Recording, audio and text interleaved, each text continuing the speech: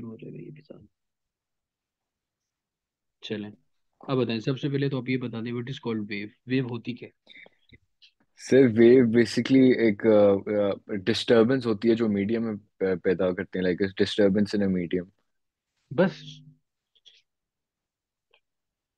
इसके और अलावा? दो किस्म की होती हैं, एक मैकेनिकल होती है और एक ट्रांसवर्स होती है। अच्छा, ऐसा कुछ भी चलें, कुछ हद तक आपका आंसर ठीक है। सबसे पहले हम बात करते हैं एनर्जी को ना, अगर हमें ट्रांसफर करना हो, जैसे कि अगर आपको गुस्सा आता है और आप पेन पकड़ के अपने दोस्त को मार रहे होते हो, तो पेन आपके पास एक मैटर है और अच्छा। आप एनर्जी ट्रांसफर कर रहे हो विद मैटर, किसी को पेन मारते हुए। ऐसे ही है। लेकिन हम्म। जब आप अपने किसी दोस्त को आवाज देते हो, तो आवाज देते हुए क्या किसी किस्म का कोई मैटर मूव कर रहा है? सर वो एयर पार्टिकल्स जो मुंह के सामने वो मूव कर रहे हैं। वो तो मूव कर रहे हैं, लेकिन मैटर तो मूव को नहीं ना कर रहा। आपको कोई ऐसी कोई चीज नहीं, हाँ। मारनी पड़ती किसी के कानों में तो नहीं ना जाएगी। नहीं नहीं सो नहीं अगर नहीं नहीं। एनर्जी, ऐसा फिनोमेना जिसमें एनर्जी ट्रांसफर की जाती है विदाउट मैटर, मैटर के बगैर जहाँ एनर्जी ट्रांसफर की जाती है, उस फिनोमेना को हम नाम देते हैं वेव का। ओके। ठीक है, जैसे साउंड वेव सबसे बेस्ट एग्जांपल है इसकी। उसके बाद ठीक। सबसे पहले अभी अभी आपने एक लाइन बड़ी मजेदार बोली, किसी disturbance in a medium called wave. Disturbance in a medium. अब जो मीडियम है वो सॉलिड यस। भी हो सकता है, मीडियम लिक्विड भी हो सकता है, मीडियम गैस भी हो सकता है। गैस भी हो आपके सकता पास है। एक फोन है, आपने उसमें एक स्टोन को ड्रॉप किया, ठीक है, एक पत्थर फेंक दिया, अब उसमें कुछ अच्छा। रिपल्स प्रोड्यूस हो रहे हैं। ठीक है जी। हम्म। अब ये रिपल्स लाइक वेव की फॉर्म में ट्रेवल कर रहे हैं। अपने ओरिजिन से वेव अवे जा रही है, जहां पे आपने उसको प्रोड्यूस किया, पैदा किया, उससे वो अवे जा रही है। आप इसके पाथ में एक वुडन कॉर्क रख दो। अच्छा। आप जब कॉर्क रखोगे तो कॉर्क मूव करेगा अप एंड डाउन। अब पहली बात तो ये क्लियर होगी, इसको एनर्जी मिली तो ही ये मूव कर रहा है। Is yes. इट? ठीक है।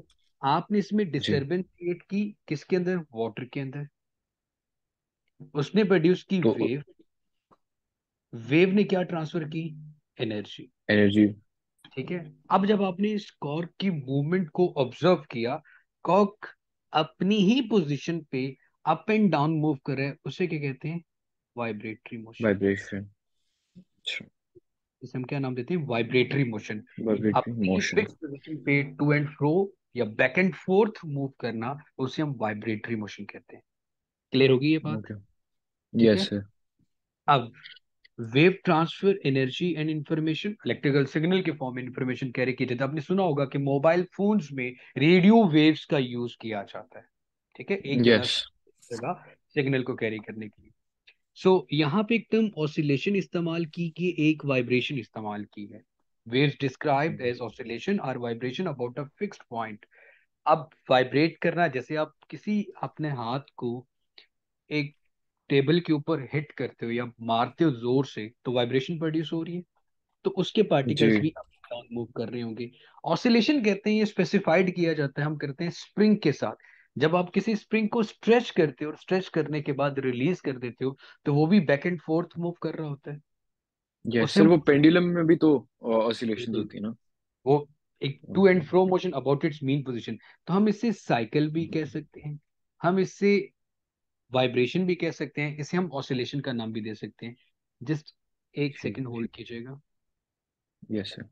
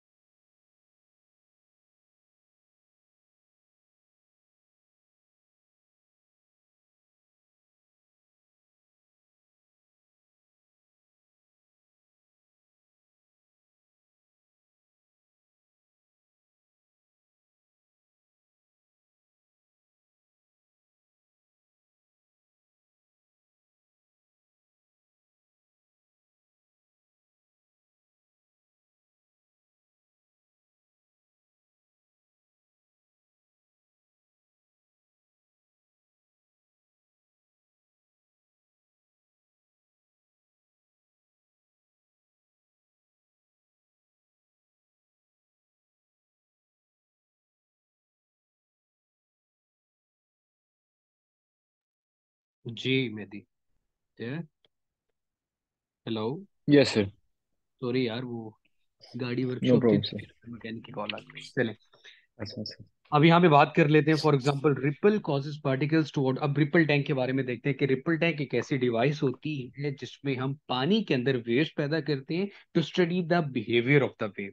अब वेव का जो अच्छा। बिहेवियर है ना, इसे रिफ्लेक्शन ऑफ कहते हैं, रिफ्रैक्शन कहते हैं, हम्म, या टोटल इंटरनल रिफ्लेक्शन भी कह लो। ये डिफरेंट वेव्स हैं जिनके डिफरेंट बिहेवियर हैं। लेकिन जो रिपल ओके। टैंक है वो आपको तीन तरह का बिहेवियर देता है।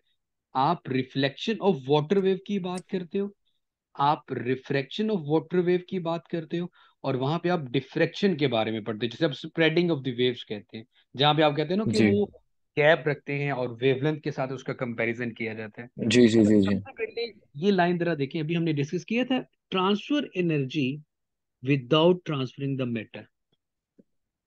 यस। क्लियर हो गया ये? अब जी जी। जैसे पानी के अंदर वेव्स आपने प्रोड्यूस की, तो पानी इटसेल्फ खुद मूव नहीं करता, उसमें पैदा होने वाली जो डिस्टरबेंस होती है ना, वो एक जगह से दूसरी जगह मूव कर रही है। इसके लिए एक और बड़ी ठीक। मजेदार एग्जांपल ले सकते हैं कि आप अगर एक रस्सी को एक फिक्स्ड एंड के साथ अटैच करें और अपने हाथ में हम्म। पकड़कर उसको जर्क दें, तो आप देखोगे स्प्रिंग के पार्टिकल्स अपनी ही जगह पे अप एंड डाउन मूव कर रहे होंगे, जैसे कॉर्क मूव कर रहा था। लेकिन जी। स्प्रिंग एक जगह से, जो रस्सी है एक्चुअली वो एक जगह से दूसरी जगह नहीं जा रही होती। लेकिन आपने उसमें जब डिस्टरबेंस क्रिएट की और डिस्टरबेंस की जगह से जो वो वेव पैदा हुई, उसने एक जगह से दूसरी जगह मूव करना शुरू कर दिया। क्लियर हो गया? तो ये पॉइंट जी बड़ा सर। क्लियर होना चाहिए कि इसमें मैटर मूव नहीं करता। मैटर में ठीक है, जो बस आप, वो ट्रांसफर करता है एनर्जी। एग्जैक्टली exactly, आपने जो मैटर में डिस्टरबेंस प्रोड्यूस की है ना, वो मूव करती है, ठीक हो जिसे आप गया। वेव कहते हैं। ठीक है?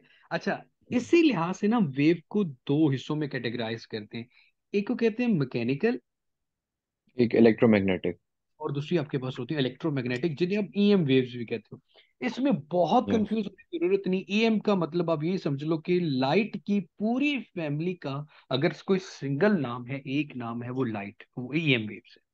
ठीक है? ठीक है। इसमें एक्सरेज भी आ जाएंगे, इसमें गामा रेज भी आ जाएगी, इसमें यूवी भी आ जाएगा, इसमें विजिबल भी आ जाएगा, इसमें इंफ्रारेड भी आ जाता है, सब कुछ आ जाता है।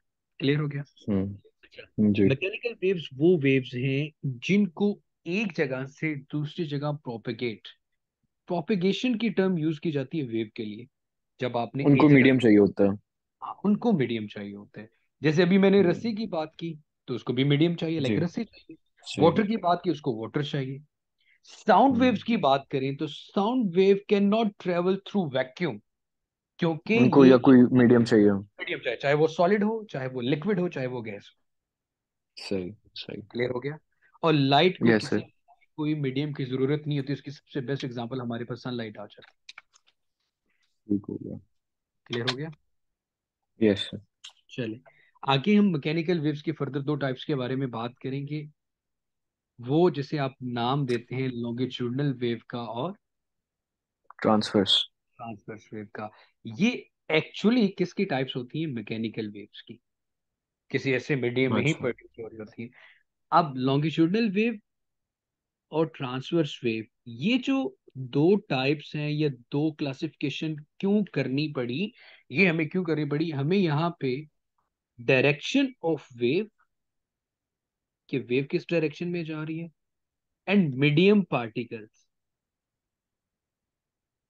इन दोनों की दरमियान जो एंगल है ना, वो कैटेगराइज करता है कि ये वेव लॉन्गिट्यूडनल है, ये ट्रांसवर्स है। दो चीजें बोली मैंने मेहदी, एक डायरेक्शन ऑफ वेव है और एक मीडियम पार्टिकल है।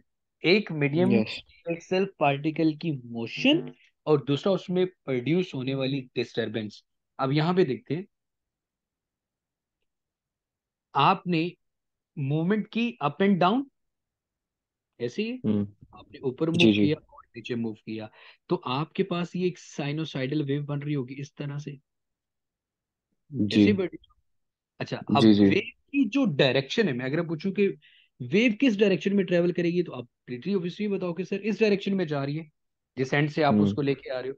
अब डायरेक्शन ऑफ द जी। वेव एक भी है, लेकिन मीडियम के particles up and down move कर रहे हैं। अप एंड डाउन, तो ये 90 डिग्री एंगल ये इन्होंने 90 बना लिया। डिग्री आ जाएगा। जब 90 हम्म। डिग्री का एंगल होगा, उस वक्त जो वेव होगी उसे हम नाम देंगे ट्रांसवर्स वेव। ट्रांसफर्स। सही हो गया। क्लियर हो गया? अब ट्रांसवर्स वेव यस सर। में आपको दो चीजें नजर आती हैं। ये जो सेंटर वाली लाइन है, इसे हम मीन पोजीशन भी कह सकते हैं। ठीक है, अच्छा। Mean position. अब ये जो मीन पोजीशन है,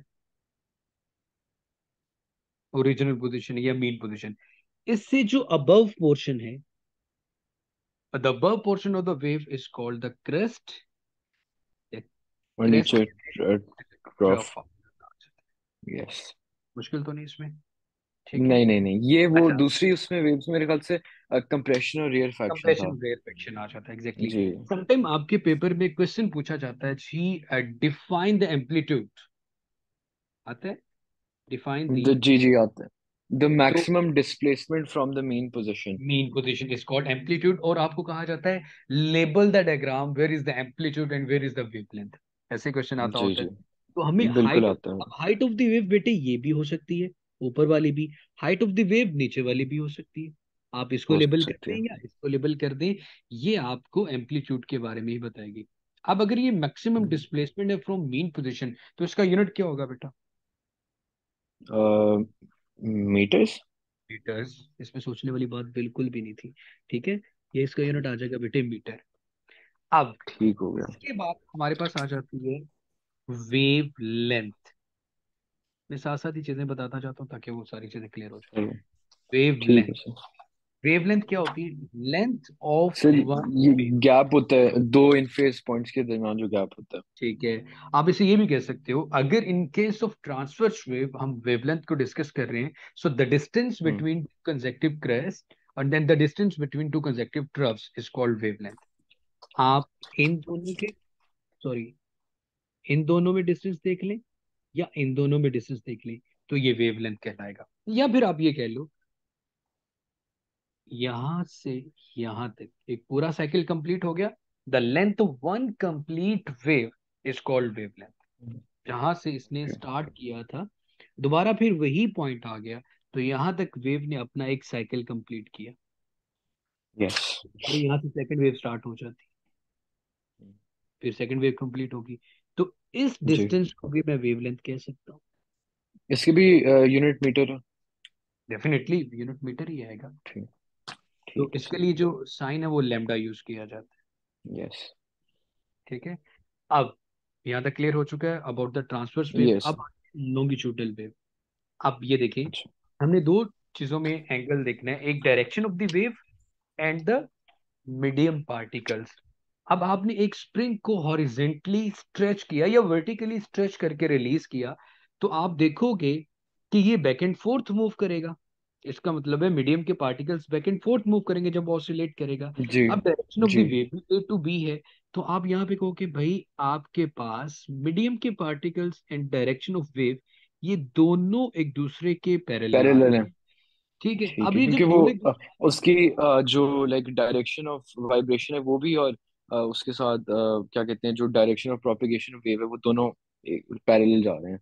हाँ इसलिए बिल्कुल। 0 डिग्री। अब ठीक है। इसमें इसे हम नाम देते हैं रीजन ऑफ हाई प्रेशर है, और ये आपके पास आ जाता है the region of low pressure. इसकी जो सबसे बेस्ट एग्जांपल आती है लॉन्गिट्यूडनल वेव की, वो आती है साउंड वेव्स। अच्छा। अब साउंड वेव मैं बोल रहा हूँ तब भी साउंड वेव्स हैं। अभी समटाइम P2 का क्वेश्चन होता है कि आपके पास डिफरेंट इंस्ट्रूमेंट्स गिवन होते हैं और पूछा जाता है कि इनमें से कौन सी टाइप ऑफ द वेव होगी। ये क्वेश्चन P2 का है जिसमें ड्रम है, गिटार है, तो डेफिनेटली ड्रम हो या गिटार होगा, ये साउंड वेव्स प्रोड्यूस करेंगे। और साउंड वेव कौन सी वेव होगी? लॉन्गिट्यूडनल। वेव होगी। लॉन्गिट्यूडनल। इसमें ऐसा क्या है? अब इसमें ऐसा ये है कि जब आप बोलते हो, तो आपके फेस के करीब जो मीडियम के पार्टिकल्स होंगे, जो एयर पार्टिकल्स हैं, उन पे प्रेशर ज्यादा आएगा। ये प्रेशर जी। आगे ट्रांसमिट होता जाएगा। तो जहां पे प्रेशर होगा वो उसे कंप्रेशन कहेंगे, जहां पे प्रेशर नहीं होगा उसे रेयरफेक्शन रेयर कहेंगे। फैक्शन। सही हो गया सर। प्रीवियस केस में हमारे पास क्रेस्ट एंड ट्रफ था, और अभी हमारे पास कंप्रेशन एंड रेयरफेक्शन है। The distance between compression and rarefaction और the distance between two consecutive compression और टू कंसेक्टिव रेयरफेक्शन, इसे भी वेवलेंथ ही कहेंगे। सर एक दफा होता है कुछ क्वेश्चंस में वो कहते हैं कि जैसे हमने अब वो अपने की थी ना लॉन्गिट्यूड, नहीं दूसरी पहली वाली ट्रांसवर्स वेव। ट्रांसवर्स वेव, तो हाँ उसमें जी। सर वो जो एम्पलीट्यूड जब पूछते हैं ना, कभी कभार मीन पोजीशन ही दी होती है, वो कहता है कि एम्पलीट्यूड अब बताएं, तो उसमें क्या करना होता है? अगर मीन पोजीशन नहीं गिवन होगी तो डेफिनेटली आपको ये इस तरह का ग्राफ होगा, फिर ये एक लाइन ये तो गिवन होगी, वेव इस तरह से आ जाती है। जी, वो कहेगा कि इसमें वो आप बताएं क्या सो एम्पलीट्यूड है। आप समटाइम आप ये कहते हो ना, पूरी हाइट ऑफ द वेव देखते हैं, height of the hmm. Wave कितनी आ रही है। So height of the wave is called amplitude, जहां से भी उसने स्टार्ट किया होगा तो वो आपके, या फिर अगर आप इस पूरे डिस्टेंस को देखो, उसको हाफ कर दो, अगर ये पूरी डिवाइड बाई वेव 2 सही है। डिवाइड बाई 2 कर दो तो भी आपके पास उसका सही। एम्पलीट्यूड आ रहा है, क्योंकि सही हो गया, डिवाइडेड सही हो बाई से आपके पास में क्वेश्चन आ जाएगी। गया, मेन पोजीशन जी सही हो गया। ठीक है जी। Waves can be shown through the vibration in drops and springs, ये क्लियर हो गया आपके पास। हमने मैकेनिकल वेव्स को दो कैटेगरीज में डिवाइड किया था। अच्छा, बच्चे बहुत कंफ्यूज होते हैं जब ट्रांस लाइट वेव को ट्रांसवर्स वेव कहा जाता है। एक्चुअली जो लाइट प्रोड्यूस होती है ना, जब जी। आपके पास इलेक्ट्रिक फील्ड और मैग्नेटिक फील्ड, इन दोनों की ऑसिलेशन से, इलेक्ट्रिक फील्ड और मैग्नेटिक फील्ड, मैं वेव की लाइट की प्रोडक्शन की बात कर रहा हूँ, जब नेचर में ये दोनों अच्छा। ऑसिलेट करते हैं परपेंडिकुलर टू ईच अदर तो लाइट प्रोड्यूस होती है। तो शक्ल के लिहाज से जो उसका पैटर्न होता है वो ट्रांसवर्स वेव वाला होता है, अच्छा ठीक है। सही। लाइक like, ठीक है। ओके, सही है। यहाँ तक क्लियर हो गया, कोई मसला तो नहीं। अब ये आ जी जी गया सर, क्लियर है। रिपल टैंक आ गया। अब रिपल टैंक में ऑपरेटर्स क्या है? रिपल टैंक बड़ी सिंपल सी चीज है यार। आपने एक टेबल लिया, टेबल के ऊपर आपने अच्छा। एक रेक्टेंगुलर ग्लास ट्रे रख दी, rectangular glass tray, transparent, glass tray. ठीक है। हम्म। अब इस रेक्टेंगुलर ग्लास ट्रे में बेटे आपने रखना है पानी, वाटर, ठीक है। अब आपने करना क्या है, इसके ऊपर ये एक वुडन ब्लॉक नजर आ रहा है, वुडन जी। ब्लॉक को अटैच किया गया एक स्पोर्ट के साथ, और स्पोर्ट के साथ अटैच है एक इलेक्ट्रिक मोटर, और यहाँ पे एक बल्ब लगा दिया, ठीक है। अब ये आपका जो टेबल है उसकी सरफेस भी ट्रांसपेरेंट है, ग्लास ट्रे भी ट्रांसपेरेंट है, ऊपर पानी है। अब आपने करना क्या है, अब पानी मौजूद सर है ये डायरेक्ट मोटर मोटर किधर अटैच हुई हुई है? इसी के साथ, इस वाइब्रेटर के साथ। सही है। जैसे उन्होंने कहा कि इसको मैंने इलास्टिक बैंड्स के साथ अटैच किया, इलास्टिक बैंड हो या मोटर हो, करेंगे क्या कि जब आपने इस वुडन ब्लॉक को इतना डिस्टेंस पे रखना है पानी से कि it will just touch the surface of the water, अच्छा ठीक है, ठीक सही है। है। जब ये सिर्फ टच करेगा और जैसे ही आप वाइब्रेटर को या इलास्टिक बैंड को मूव करोगे तो ये वुडन वाइब्रेटर या वुडन ब्लॉक भी वाइब्रेट करेगा। इसकी वाइब्रेशन हम्म। से पानी के अंदर डिस्टरबेंस क्रिएट होगी, और उस तो वेव। डिस्टरबेंस से वेव प्रोड्यूस होंगी। उस वेव का पैटर्न देखने के लिए हम यहाँ पे बल्ब लगाते हैं, और उस शेडो में हमें ये वेव फ्रंट्स नजर आते हैं। इज इट सही हो क्लियर? गया। ठीक है। Yes sir. अब वेवफ्रंट उस सरफेस को जहाँ जाते हैं जहाँ पे सारे पॉइंट्स का फेज ऑफ वाइब्रेशन सेम होता है। जैसे क्रेस्ट पे जितने भी पॉइंट्स हैं उन सब का फेज ऑफ वाइब्रेशन सेम है, because they are all on the crest. इसी तरह ट्रफ पे जितने भी पार्टिकल्स होंगे उन सब का जो फेज ऑफ वाइब्रेशन है वो सेम होगा। तो यहाँ पे भी आप ये कह सकते हो कि जो डार्क लाइंस हैं वो क्रस्ट को रिप्रेजेंट कर रही हैं, और जो आपके पास ब्राइट लाइंस हैं वो आपके पास क्रस्ट को रिप्रेजेंट कर रही है। तो ये एक wave pattern, dark dark lines किसको रिप्रेजेंट करिए? क्रेस्ट को कह सकते हैं ना, लाइक वेव के दो ही पोर्शन होते हैं, ठीक है। एक को क्रेस्ट कहते हो, ट्रफ ठीक है। कहते हो, ठीक है। ठीक है, वेव मोशन, डार्क लाइंस। ठीक, आप लिख रहे हो? जी सर, ये कुछ पॉइंट्स वो ऊपर वाला तो मेरे पास सारा है, ये कुछ पॉइंट्स लिख रहा हूँ। रिपल टैंक वगैरह इसमें जरा प्रॉब्लम होती है। अब उसने बोला कि वेवलेंथ को आप कैसे फाइंड आउट कर सकते हो। The wavelength of the waves can be determined by using a ruler to measure the length of the screen. आपने इस टोटल स्क्रीन को मेजर किया, dividing this distance by hmm. The number of wave fronts, तो आपके पास आ जाएगी wavelength. Sir तो वेवलेंथ का फिर से बताएं कि उसको कैसे हमने रूलर से स्क्रीन कौन सी, वो नीचे जो इमेज फॉर्म हो रही है उसकी या ऊपर? ये जो इमेज फॉर्मेशन हो रही है ना, इसे स्क्रीन कहा जा रहा है, जी। जहां पे आप इमेज देख रहे हो। अच्छा। ये एक शेडो ठीक है, हो गया। शेडो के ऊपर हम्म। कितने वेव फ्रंट्स बन रहे हैं, इस नंबर को 1 2 3 4 5 6 7 8 9 10 11 12 13 14 15, इसको टोटल हम्म। वेव की, ये जो टोटल डिस्टेंस है ना स्क्रीन का, हम्म। इसको total number of wave fronts पे जब डिवाइड करेंगे तो हमारे पास लेंथ ऑफ वन वेव आ जाएगी। सही हो गया। लेंथ ऑफ डिस्टेंस वन इतना वेव, माइन्यूट, वेव कितना, वेव हाँ, लेंथ ऑफ वन वेव, ठीक है। वेवलेंथ तो one wave is called wavelength. अब क्योंकि डिस्टेंस इतना कम होता है कि अगर आप किसी भी दो कंसेक्टिव क्रस्ट या ट्रफ के दरमियान डिस्टेंस कैलकुलेट करोगे, तो आपके पास जो आंसर है वो, उसमें गलती के चांसेस ज्यादा होते हैं। जैसे हमें नंबर ऑफ ऑसिलेशंस का टाइम पीरियड कैलकुलेट करना हो, तो हम कोशिश जी, करते हैं कि नंबर ऑफ ज्यादा ऑसिलेशंस ले लें। ज्यादा ले लें, ताकि आपके पास जो यस, एक्यूरेसी ज्यादा है। क्लियर होगी ये बात? Yes, yes sir, clear. चलो शहजादे, फ्रीक्वेंसी, फ्रीक्वेंसी क्या होती है? Number of waves per unit time. Timing, how will it take for a given number of waves to pass a particular point. अब आप कहते हो यार, बड़ी फ्रीक्वेंटली लोग बकवास कर रहे हैं, हमें जैसे मजाक में कह देते हैं ना, बहुत फ्रीक्वेंसी के जी। साथ चीजें हो रही है। तो फ्रीक्वेंसी का मतलब होता है नंबर ऑफ वेव्स। यार इतनी फ्रीक्वेंसी, इतनी ज्यादा, जैसे आप रेडियो के ऊपर भी फ्रीक्वेंसी सेट कर रहे होते हो, किसी चीज की जी। फ्रीक्वेंसी वैसे ही हम बता देते हैं कितनी कोई फ्रीक्वेंट है। तो वेव्स के केस में हम हम्म। कहते हैं नंबर ऑफ वेव्स। एक एक पॉइंट रख ले, इस पॉइंट में से हम्म। एक सेकंड में से कितनी वेव्स पास होती है, उसे फ्रीक्वेंसी कहते हैं। सही है।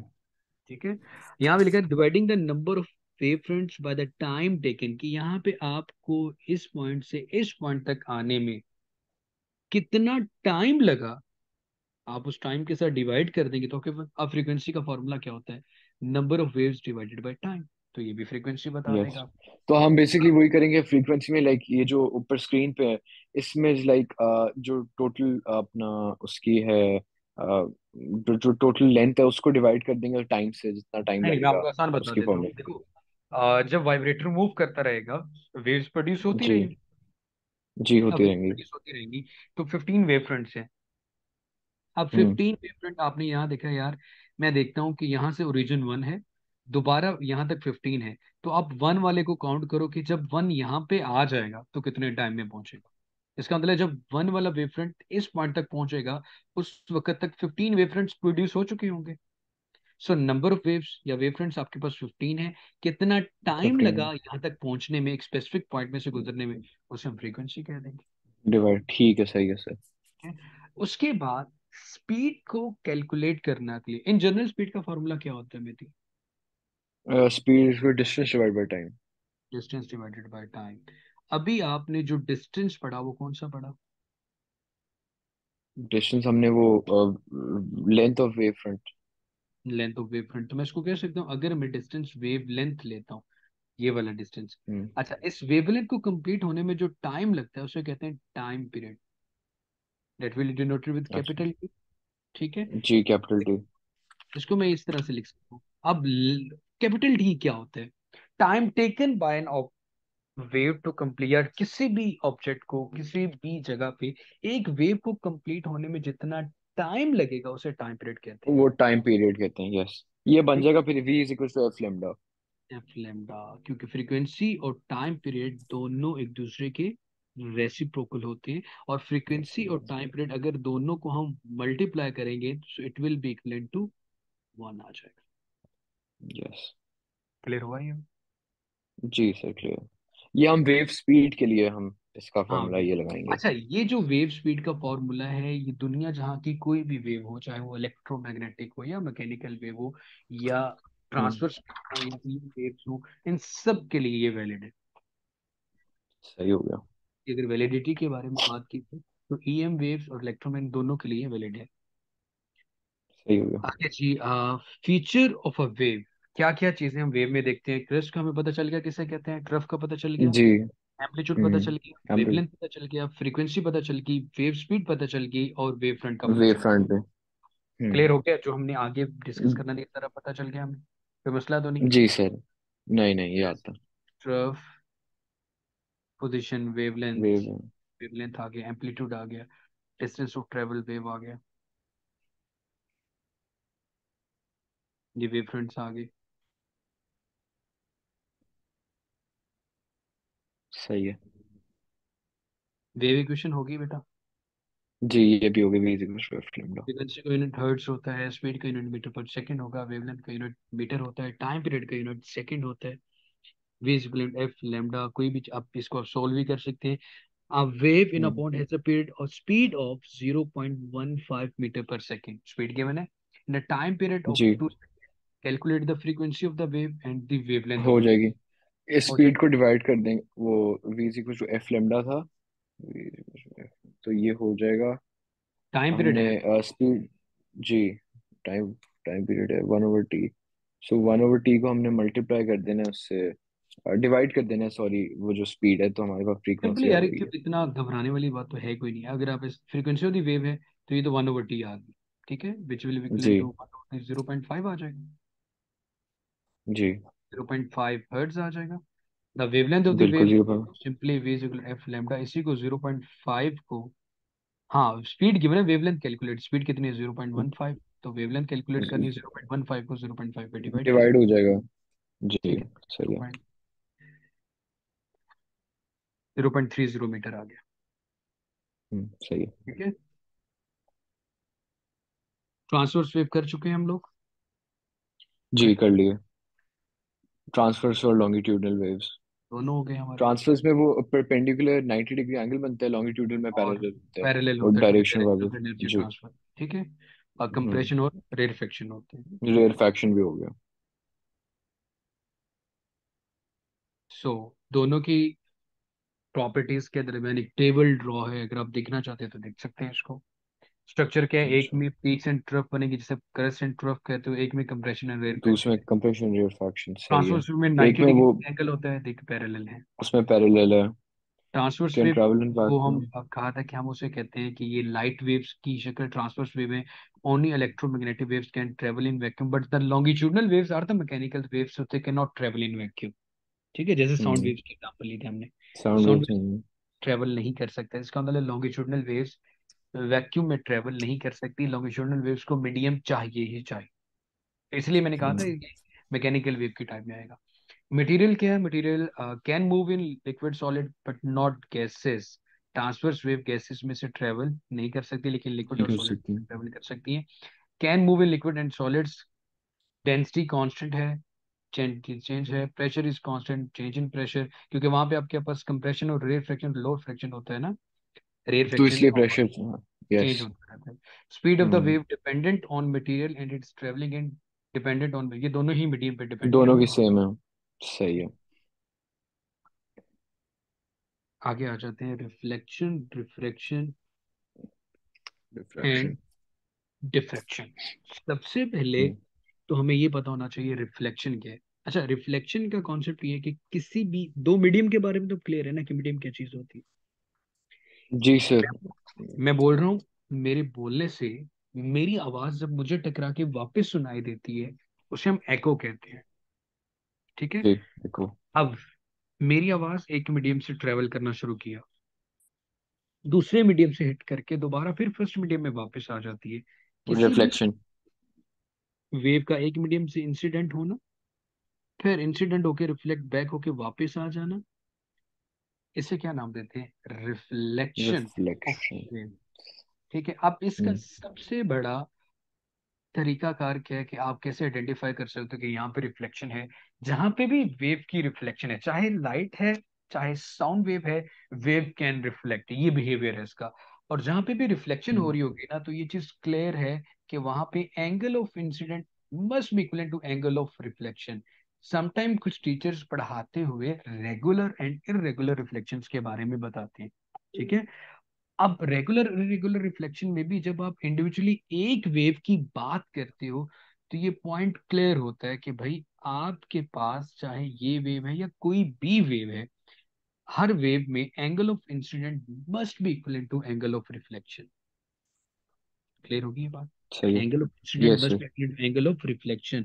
अच्छा, जब रिफ्रैक्ट। एंगल के बारे में पूछा जाता है बच्चों से लाइट के मोस्टली केसेस में, बच्चे जो सबसे बड़ी गलती करते हैं वो ये करते हैं कि समटाइम वो एंगल यहाँ पे बना देता है इस पॉइंट पे, जो कि टोटली गलत होगा।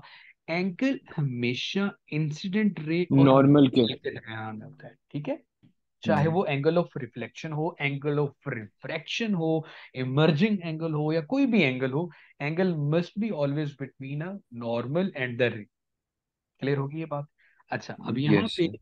सबसे पहले रिफ्लेक्शन के बारे में बात करते हैं। अभी हम बात कर रहे हैं लॉन्गिट्यूडनल वेव्स या ट्रांसवर्स वेव में, रिपल टैंक के केस में reflected, refraction and diffraction. Reflection, a wave hits a boundary between two media, medium के प्लूरल फॉर्म है मीडिया, इट डजंट पास अच्छा। Through but instead stage in the original medium. मतलब अगर मैं किस लाइट रे की एग्जांपल है, इंसिडेंट करती है मिरर से और मिरर से रिफ्लेक्ट होके वापस आ रही है, क्योंकि मिरर ओपेक है उसको पास नहीं कर सकता, इसे रिफ्लेक्शन कहेंगे। हम्म। और रिफ्लेक्शन का जो लॉ है वो क्या है कि angle of incidence must be equal to angle of reflection. Reflection.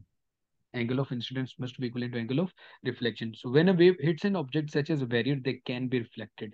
यहाँ तक क्लिक हो गया। अब यहाँ पे जी आपने इस तरह से वेव फ्रंट्स बनाए होते हैं कि जिस एंगल आप, फिर आपने एक लाइन ड्रॉ करनी है डायरेक्शन ऑफ द वेव की फॉर्म में, straight line to the straight wave fronts.